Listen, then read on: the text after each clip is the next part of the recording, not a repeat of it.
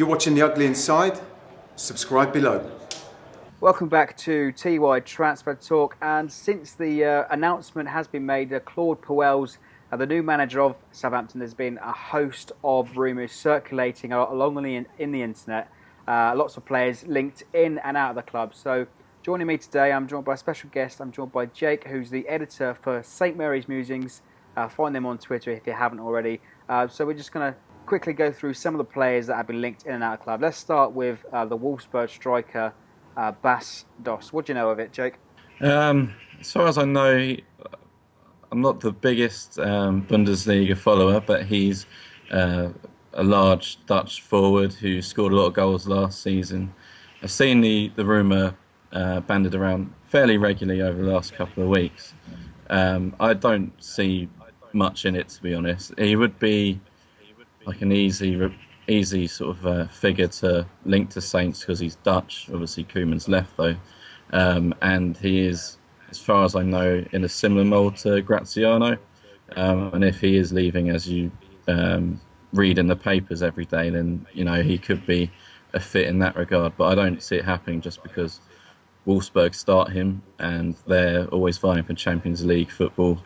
And I don't think the Bundesliga's too far off the Premier League standard anyway. If not, it's better. So I can't see that happening. And Wolfsburg also have a lot of money, so I don't see them wanting to get rid of him for cheap if they do at all.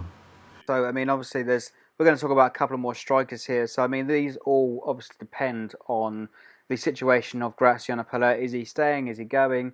But the next man on the list, or sort of the rumoured coming into the club, is Saido Berahino.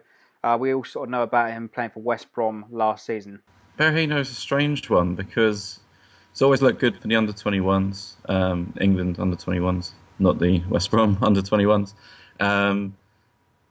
He's a diminutive, small, nippy striker, which we've not really had as a centre forward. We've had the likes of Mane, who would play more out wide or behind in like a supporting role behind the striker. I don't know how. I talk about a current system, but obviously we don't really have a current system as Koeman's just left, so I'm not sure how he'd fit. Personally, I'm not the biggest fan of that rumour just because the figure West Brom wanted out of Spurs last season was talking about the £20 million mark, and I don't think he's worth that. And so much so, and he has behavioural issues. So much so that Pulis refused to play him for West Brom even when they were struggling to score last season.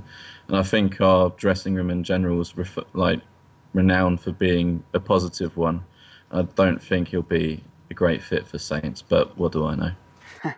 I mean, certainly if he did come to the club, he wouldn't have any problem settling in because, like you said, he's been part of the England under-21 setups, and he's got his teammates there, James Ward-Prowse, now Nathan Redmond, and Matty Targett, also part of the under-21 setup, and I think Jack Stevens as well. But I mean, should Sadio come to the club, we certainly hope it won't be a repeat of the Dani Osvaldo situation from a couple of years ago.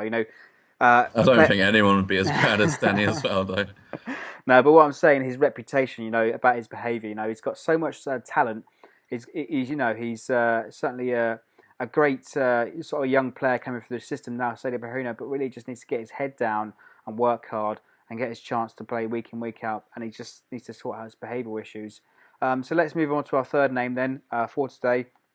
It's been rumoured that Saints could smash their club transfer record for Nigerian striker Ahmed Musa, who plays for CSKA Moscow. I'd like us to smash it just because it would mean Dani Osvaldo is not our most expensive player. As you can probably tell, I'm not the biggest fan of him. Ahmed Musa, so he's another player that I saw Leicester were linked with him a lot last season, and they are again now, which suggests that he might be a genuine target and not just paper talk. CSKA Moscow, I think it was in the January transfer window last year, were quoting over £20 million for him. I'm not sure what his contract situation is at CSKA Moscow, whether he's got a few years remaining, which might be why he's so expensive.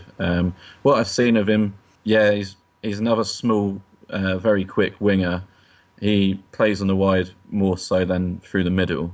So if you want to be a bit lazy, you could compare him to Sadio Mane, but he gets goals. I've watched him play for Nigeria in the Confederations Cup a few years ago. Definitely looks like a handy player. Whether he is worth that money, I'm not sure. But then the transfer market's crazy, isn't it? So Yeah, of course, with this brand new TV deal coming into place this season, 25 million could be cheap for all we it know. could be, yeah. Of course, that wraps it up for us today. Then let us know in the comments below what you think of the 3 transfer rumours that we've just named there. And don't forget to check out Jake and the rest of the boys at St Mary's Musings over on Twitter. And that's at St Mary's Musings. Subscribe for more.